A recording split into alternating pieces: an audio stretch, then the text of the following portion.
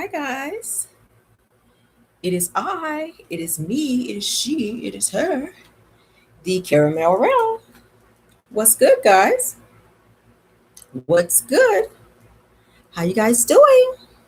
It is I, it is me, it is she, it is her. All right, we are here. We are here. I have some news for you guys that I wanted to put out. Okay, that we wanted to talk about today. All right, if you guys are here. All right, so as you guys know, hi, Denise Ramsey, Francine Wayne. Hey guys, I wanted to pop in for a bit of news today. Yes. Wanted to pop in for some news today. All right. Um, I guess I'll do celebrity news. I wasn't planning on doing it, but I will go ahead and put this news out. I didn't put it in the description, but I'll go ahead and use it as celebrity news. Okay. Hi guys, Melody McFadden. Hello, Juana Willis. Terry Lynn, thank you guys for being here. As you guys know, I was talking about a few days back about Tiffany Haddish and Aries Spears. This is them. Okay, I do have an update on them. I've been kind of following this case very closely. It appears that Tiffany Haddish has now since taken a well, how can I say this? She has since done an agreement with the accusers. Okay, you remember I told you that there were two kids that were violated via skit. There was a skit that was done with Aries Spears and Tiffany Haddish, and that the two kids and their parent actually wanted to come to some type of financial agreement to kind of make this whole thing go away. Well, Tiffany Haddish has since agreed to have a financial agreement to kind of make this thing go away. Okay, I'm gonna read this real quick to you guys so that you guys can kind of be in the know as an update. We're gonna zoom on through this. It says Tiffany and the two accusers suing her and Aries Spears reportedly worked out an agreement privately. Okay, they did not disclose the amount that was worked out. Okay, it says if you recall in the suit, the 14-year-old and her 17-year-old brother claimed that the two comedians talked them into doing explicit skits. Okay, it says that the older sister said that she was 14 when Tiffany allegedly got her to says the older sister said when she was 14 when Tiffany allegedly got her film a sexually suggestive video with Tiffany teaching her how to mimic, y'all know, yeah, okay, for the skit. It says that she claimed her younger brother was only 7 when Tiffany brought him into a home with Aries. And it says that Tiffany was inappropriate with him while filming the Funny or Die video entitled Through a Pedophile's Eyes. Okay. Now it said the siblings said that Tiffany was cool with their mom and that the explicit video featured that a little boy was published online via Funny or Die, and that when he was too young to consent. Okay. So that's pretty much all I'm gonna read on that. But Tiffany Haddish did come to an agreement privately. Okay. Aries Spears, not so much. It's saying that he wants to go to court and fight this, but I'm like, sir, you were in the video. I don't think you have stand a chance with this whole thing. You might want to go ahead on and do like Tiffany and go ahead and do a agreement, okay, to kind of make this whole thing go away. All right, so Tiffany Haddish has done an agreement with the family of the kids, okay, for this particular situation. Let's move on. I do have some Scott news, all right. I got some Scott news that I want to report to you guys. All right. Now, as y'all know, Tisha and Marsau owns Scott Industries, which is a company that Melody helped them actually, what's the word? I can't even talk today. I'm so damn tired. Acquire. Okay. So as I told y'all before in another live, Martell came to Melody and asked her if she could help them kind of get a business together because Marsau was struggling to get a job and or keep a job because he was working at the movie theater. They were kind of struggling financially. So Martell went to Melody and asked Melody if she could help them in terms of teaching them about contracting and things of that nature, which then Melody started a business on the side to kind of, for Martell to kind of work with them, and Melody was actually getting the jobs for them to actually acquire the money. Once they started making money with the business, Marsau asked Melody if they could buy them out, which they did. So as y'all know, Schultz is a combined business of the Scotts and Hope. That's how they got the name Schultz. It's Scott and Hope put together. Okay, because Melody actually put this whole business thing in order for the two of them. Okay, so now it's looking like that there's been some I want to say fraudulent and fake activity going on, because if y'all know, in a few seasons back, well, not even a few seasons back, y'all know the hosts were talking about they were doing all these jobs with Schultz, and they were looking so busy with this whole Schultz idea with their little business, where it seems that their business license have expired for Schultz. So they're not able to do any business with Schultz because they did not keep their business license updated. Okay, says that their license expired for the business in 2020. Okay, and I can give y'all the exact date as to when that was. The expiration date on the license for Schultz is February 29th of 2020. They acquired the license in February 2nd of 2016. Okay. So they have not been able to keep the license up. Now, you guys already know, because I think I did it in another live, that Tisha is the one that holds the business license for Schultz and for their businesses, okay?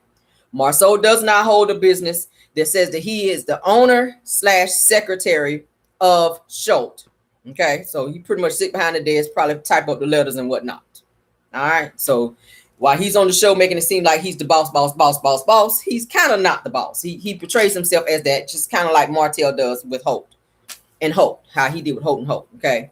Yeah, so I said, yeah, them two, they are one and the same, okay? You out here acting like a boss and you really not the boss. Tisha is the one holding the license. Like I said, he kept sending her to school so she can get all the credentials and all these masters and whatnot, so she could be the one to kind of help them open businesses and get done what needed to be done. Because one, he didn't have the credit, because I already told y'all he already had 2 foreclosures and things were just not looking up for him. Now everybody, all them talking about they don't went to college and A&M University and all this, and that's great, but it doesn't look like you're using any of that, Marsau. Why is Tisha having to get everything in her name? Why is Tisha having to get this big loan, okay, in her name for you guys to clear off this land, this Scott Manor land, and to, yeah. Which is said that Marsau went to Africa because he was so stressed out about this money of this loan as to how they were going to pay it back. And I told y'all in another live that whenever Carlos King said in the last reunion that they were going to be renewed for another season, Marsau's whole face changed, like, oh my God, yes. He was so happy that they were going to be getting another season, because that's where their bread and butter comes from. Okay. All right. So it says that, of course, they've been, like I said, been acting on the show like they are just doing all these projects on the show, and that they're working so hard and they're so busy with show. And that's not the case. Big up to Sassy T from the 803. Thank you, girl, for being in my chat and supporting. I love her. Okay. Yeah. So they're not able to work and do anything under Schultz because their business license have expired. Okay. Yes. And again, like I said, Tisha does hold the business license for that. So in retrospect, Tisha, she does all the going to school and making sure all that, kind of like Melody, in a sense, with Holt and Holt, how she was doing. Melody was getting all the credentials and all that so that the businesses could finally, she not finally called her life. Hi, Tara. Okay. All right. So I'm going to read to you. Shout out to Impress Radio, because she kind of spoke on it a little bit, and I kind of wanted to talk about it on my page, because I've kind of been doing lives on this. So this kind of connects to what I've been talking about in one of my lives as well. Okay. Now, this says, this person says that now the episode coming up this week, or the next week, have a synopsis of Martell coming to Tisha to talk about working for her, because she's the owner of and president of Schultz Industries. And it says they have a few questions, and they're asking how they building or doing contracting work if none of them have a builder's license. Okay. And this person wants to know, says, how does Tisha own majority of the shares if the Schultz contracting license has been expired since 2020? All right. And then this person also says, here's the thing. It says that Schultz has a business license in Alabama that was registered in Tennessee. It says that Schultz Industries is not licensed to do any contracting work in Alabama nor Tennessee. All right. It says, and Schultz business license in Tennessee is revoked. Y'all hear that? It says that Marsau keeps saying that Tisha is the owner. Okay. But that's not the case. It says, but Marsau is the owner and secretary of Schultz registered business in Alabama, and Martell is the agent. Y'all hear that? Y'all hear that? Yeah. So it's kind of not looking like what they've been saying. They give off fraudy vibes to me, and they continuously try to make things seem like they're more than they are with them, like they're doing so much, like they're really moving and shaking out here when it doesn't seem like it. And it's the same with that house situation. They continue to keep doing these lives and taking us out there to go show us this plot of land, and it's the same mess. Who wants to keep seeing rocks and land? Like, you have not shown any progress, okay? You have not shown any progress, like I said, since the last live. And it's no shade. It does not take that long. Like, how many seasons? Like, what, a whole last season or so? They were talking about getting this whole plot of land to buy this, to start building this home. And y'all haven't, like I said the other day, so much as thrown a damn brick on the land. Nobody has thrown a 2x4 on the land to start building or doing anything. Like, I don't get it. I don't get it. It's so weird. It's so weird. It's so weird. And my thing is this: if Tisha has all these credentials and she's supposed to be part owner and all that, then why does she not have any say so of the business? We've watched several episodes where she wants to give her input as it relates to Black and also with Schultz, and she cannot speak. Marsau does not let her speak and give any input when it comes to the business. Okay, she can't even so much as get a new car. We continue to see her driving in this old blue Mercedes with the windshield cracked, and Marsau out here buying brand new vehicles. Like, he just bought that brand new white truck, the one that allegedly got stolen in Atlanta, where he had all this cash in the glove box. So he said, okay. I'm like, who is keeping all this damn money in the glove box? Who does that? Who does that?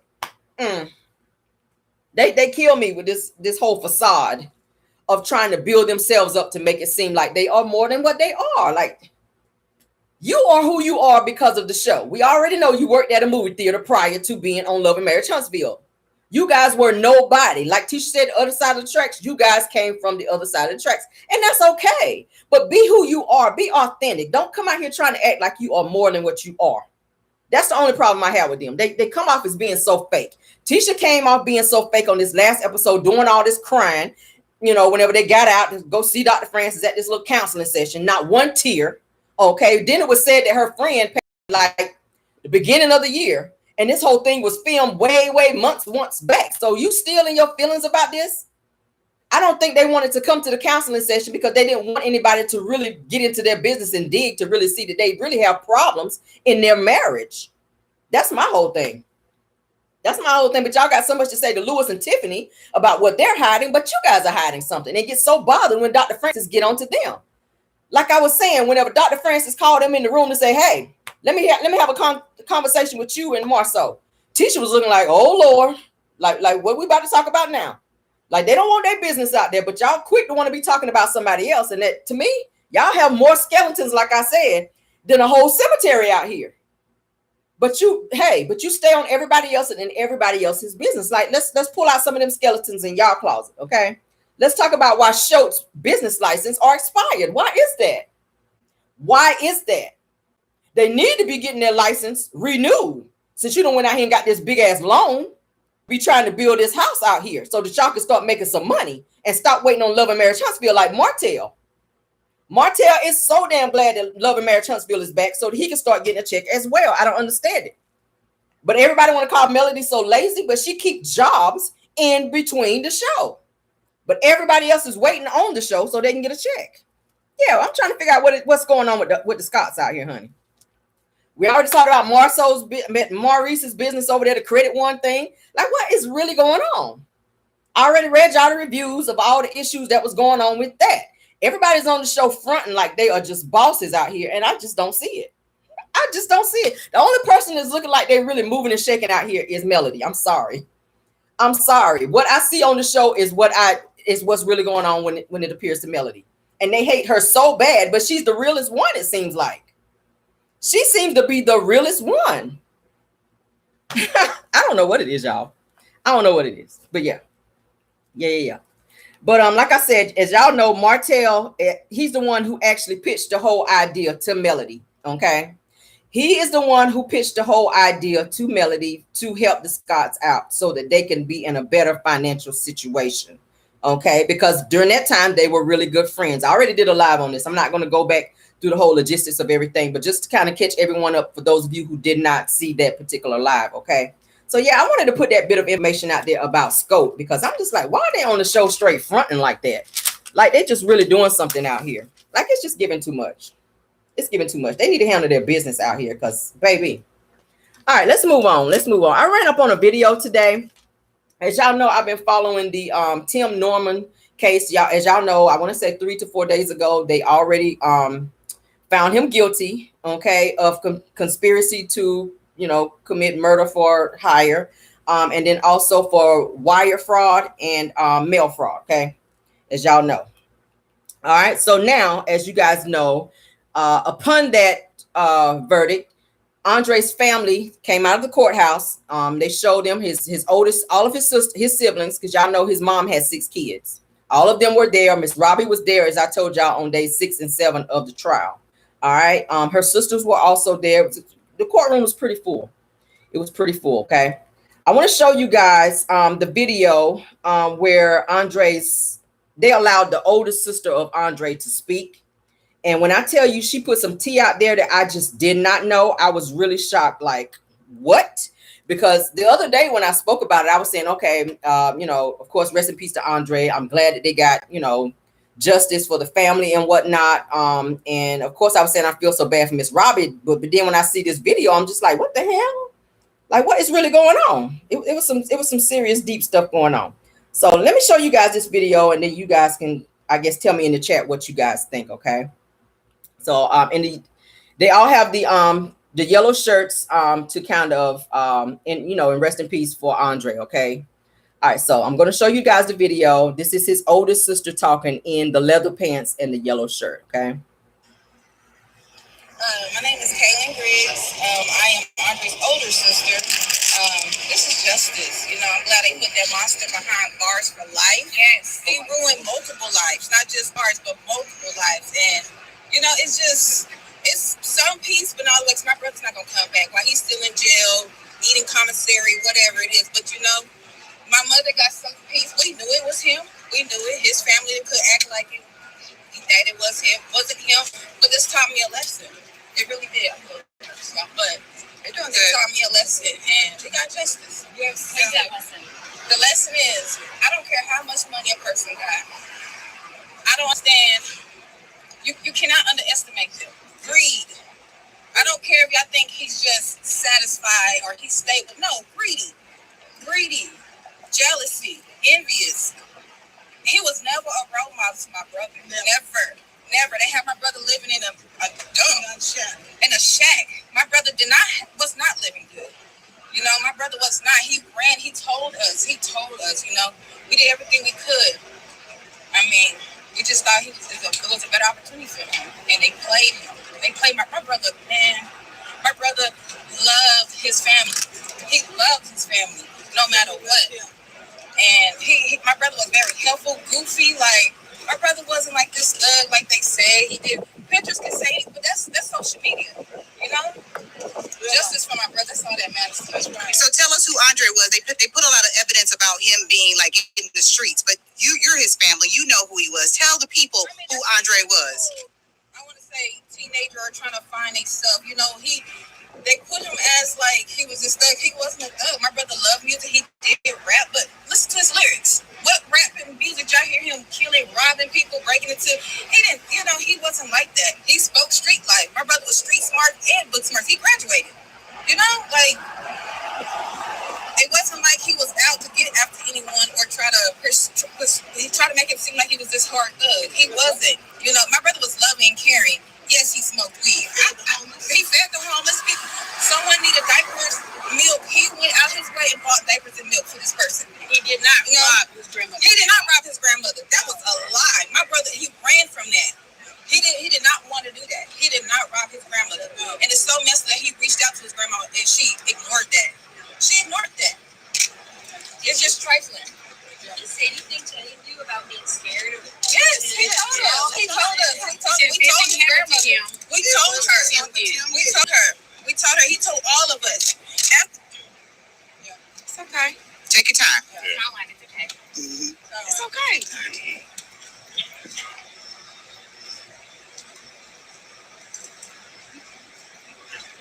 So, before he died, Miss Robbie called his phone and was cussing him out and was saying, "Mother effer, you ain't my grandson. F you, mother effer, blase, this and this and that." I don't think she was aware of her surroundings because my brother, he's the type of person when something is not right, he's going to put on speaker for all of us to hear. And he kept saying, "Grandma, I didn't do it. I'm trying to tell you, Grandma, Uncle Tim did it." And she was just going on cussing him out. "And you ain't gonna come to my funeral, I ain't gonna go to your funeral." And Drake's like, "Grandma, I didn't do it. I'm trying to tell you, I didn't do it." Me and my sisters, and we was all sitting there like, "Drake, you didn't do it, don't worry about it." He threw his phone. He was like, "I'm gonna be one of God's soldiers." Right there when he told me that means he's gonna sacrifice the food to his grandmother, that he did not rob his grandmother. Yeah. He did not rob his grandmother. And that day, that's when he left, and that's when we found out he died. You know, that was messed up. She knew, she was aware of it. She was aware of it. For her to walk at the funeral, Tim didn't stay at the funeral. Tim stopped the whole train. He didn't come to his view. He came there with bulletproof vests on, with bodyguards, and we thought that, how come y'all didn't think that was weird? Like, you come all the way to Lubbock, Texas. No emotions. No emotions, nothing. Him and his grandmother standing back behind me talking and whispering. I kept looking back like, are y'all for real? Why everyone's crying. Yeah. Are y'all for real? Yeah. And then they said, I don't know why they crying. They knew he was a street nigga. What? That's your grandson. Your grandson been with you since forever. Dre learned a lot of things from his grandmother. He folded his money a certain way.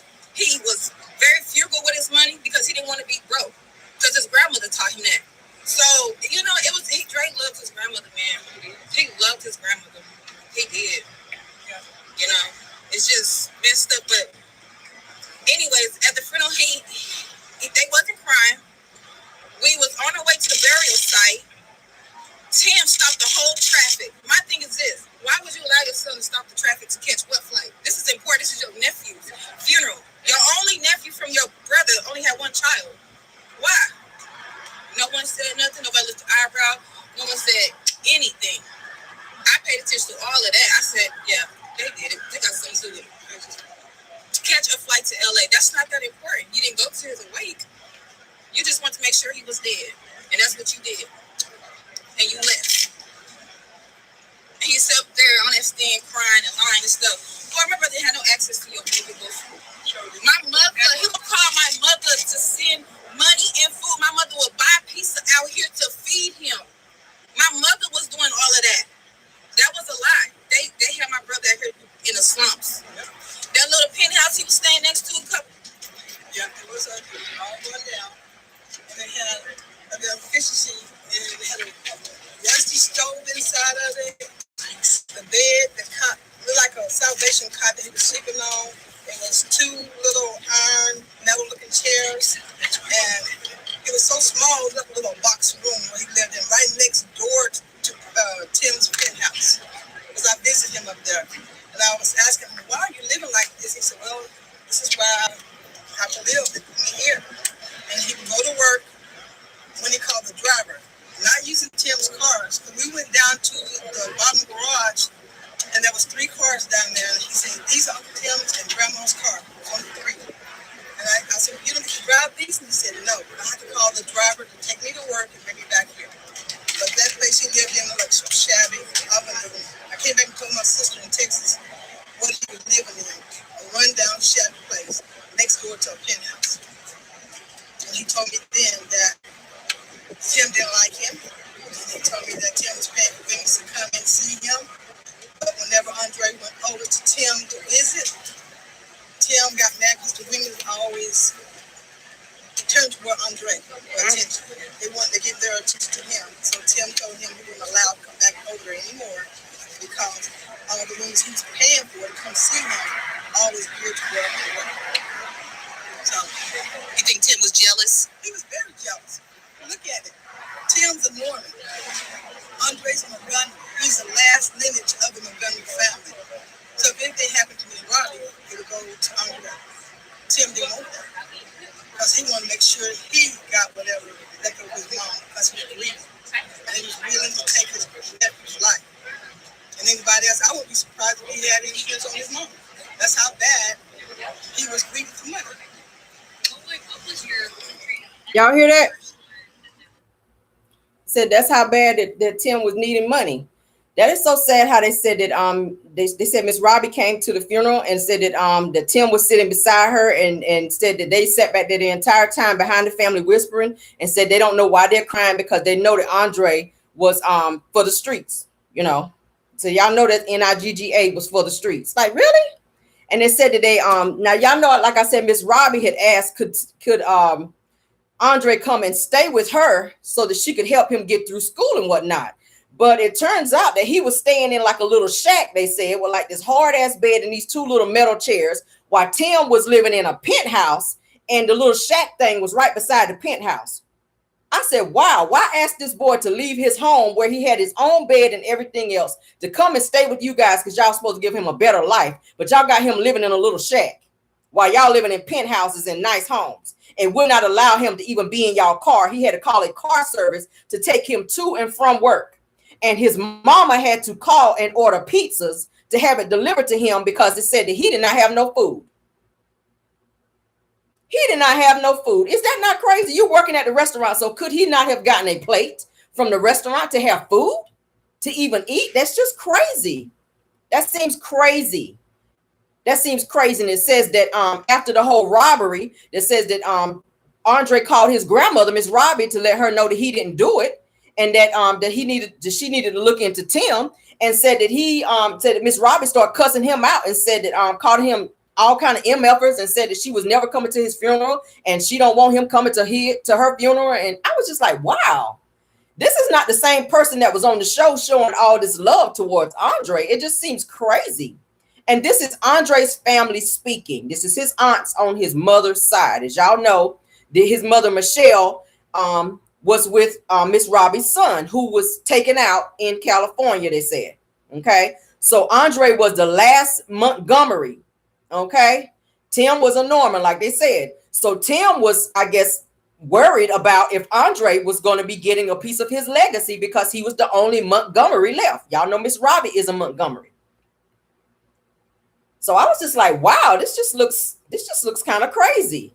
This looks kind of crazy. And then for, like I said, what I was reading up where it says that Miss Robbie was saying that she is riding for Tim tooth and nail, that she's supporting him no matter what, which I get it. That is your son. You're supposed to support your son. But at the end of the day, if you have any inkling or if you think that he may have had something to do with taking out your grandson for any reason, like, why would you be riding for him so hard? Why would you do that? Okay. I don't get it. I don't get it. When the family came forward and spoke, I was just like, that's just really messed up. That is beyond messed up as to how this boy was treated before he was taken out. Don't ask me, can my child come and stay with you? And you're not feeding him and or making sure that he's okay and making him stay in a dump. And y'all living high on the hog and you got a whole restaurant, 4 restaurants. And this boy can't get a plate from nowhere. And he got to call his mama in a whole nother state to ask to send a box of pizza to his door so that he can have food when your grandmother has a fleet of restaurants with fried chicken and everything else that he could have been eating on. He was working at the damn restaurant. So I don't get it. I don't get it. I don't know what was going on with that situation. It's just beyond me. That kind of raised a red flag to me. So as y'all know, Tim's case, he will be sentenced, you guys, like I said, December 15th. Okay. He will be sentenced on December 15th, and it's saying that he may be getting that he's facing a statutory penalty range of up to life imprisonment. Okay, so he may be looking at getting life, which he deserves that. He really should get the death penalty because it doesn't look like he was going to stop, and he probably would have taken his own mama out because, like I said in my other live, he already had a life insurance policy out on her as well. Tim was desperate for money. And he was very, very jealous of Andre. Like I told y'all before, he was jealous of Andre. They said that he did not even want Andre to come to his house when said that Tim was paying female friends to come to his house. Y'all already know what was going on. Just like he was paying Terica Ellis. who was a known, street girl who worked in a strip club. He was paying for favors. So when these girls would come over and they would see Andre, who had a little bit more swag than Tim would get mad and told Andre, you can't come back over here no more, because the girls would rather be hanging out and messing around with Andre versus Tim. So that kind of messed with his ego as a man. So that kind of fueled his, I got to get him out the way. And I'm just like, wow. Andre's family said they knew all along that it was Tim. Yeah. They said he knew all along it was Tim, but then Tim done went and asked the boy's mama for the social security card and his birth certificate so he can help get him to working at the restaurant. And then they done wound up firing him at the restaurant. So he had no income. So that pushed him back out into the streets to be a street kid to survive. It's beyond me, y'all. It's so crazy. I was so flabbergasted when I saw that video. I was just like, wow. I was right. And I'm not saying that I'm still not a fan of Miss Robbie. I still love me some Miss Robbie, but I don't like the fact that you took him out of his comfort zone to bring him somewhere where he was unfamiliar and then kind of throw him back out to the wolves. I didn't like that. Because he could have stayed there with his mom and his other 5 siblings and been okay. They paint like they said Tim got on the stand and painted Andre out to be this street and this thug dude. And they said he was a complete opposite. So what if he smoked marijuana? Marijuana is legal in many states. That's not a bad thing. There's plenty of people that do it. I mean, hell, they give people marijuana for like pain. Like, what is it? Like athletes, doctors give athletes marijuana for pain and for injuries. So why is that such a big deal? Does that still give you the right to take this person's life? It just does not. Even if he was a street kid, it doesn't matter. That still does not give you the right to take this boy's life. And the way that they did it was messed up. And the way that Miss Robbie kind of turned on him, that kind of made me mad a little bit. Like, wow, this is your grandson who you asked to come stay with you. And how does he wind up not staying with you and y'all moving him into this little ass shack, staying on this hard ass metal bed, they said, with no furniture. And Tim sitting here staying in a penthouse. So it's like y'all put him out like a dog. I don't understand it. But that's all I have for you guys today. I wanted to pop in to give you guys that information today, okay? And also the celebrity news with Tiffany Haddish going ahead and settling this case with the victims, okay? Yes. Yeah. Okay, yes, Miss Sassy T. It's kind of looking like that, don't it? It's kind of, don't ask me, can my child come and stay somewhere and you gonna give them a better life and then they get there and you dog them out. Like, it sounded like he was being dogged out and thrown out like a dog. Thrown out like a dog. I'm pretty sure, and y'all know how restaurants are at the end of the day, certain foods they got to throw out because you can't reserve it. So why not fix a plate and allow this boy to take this food home? You're not about to keep no chicken for the next day to serve. So why not let this boy take food home so that he can have food to eat? Why is he calling his mom all the way in Texas from St. Louis saying, Mama, I'm hungry, I don't have no food? That's crazy. And your grandma sitting on 2, 3, 4, 5 restaurants where they charge, where I'm hearing they charge about $15 for a damn chicken plate. Yeah. Y'all, And as y'all know, like I said, Tim applied for 5 different insurance policies totaling up to $450,000, at which he didn't get any of that money. Okay. And he paid the gunman $5,000 to take Andre out. And he paid Terica Ellis, which was the one that lured him out, $10,000. Okay. Yeah. You hurting for money, but you got $15,000 to throw away. I don't understand it. But thank you guys for joining this live. I wanted to throw this information out and show you guys the video that I came up on that was just totally mind-blowing to me about this whole entire case. I'm just like, Jesus. Of course, I'm going to keep my ear to the streets and stay up on this case as to whenever they sentence him on December 15th. Of course, I'm going to do a live and come back on here to keep you guys abreast as to what happens with that as well, okay? Until next time, y'all know tomorrow's Car Chronicles, so be checking for that. All right, so that I can give you guys some more news. I hope you guys joined this morning. We had a real good live this morning. Hope you guys check that out, okay? If you did not, go ahead and catch the replay on that. Again, thank you, Miss Sassy T from 803 for joining my live today. If we have any other content creators in my live, thank you so much also for being on my live and checking me out today as well and supporting, okay? If you guys have a birthday and or anniversary, happy birthday, happy anniversary. Y'all enjoy your day, and I will see you guys tomorrow. Bye.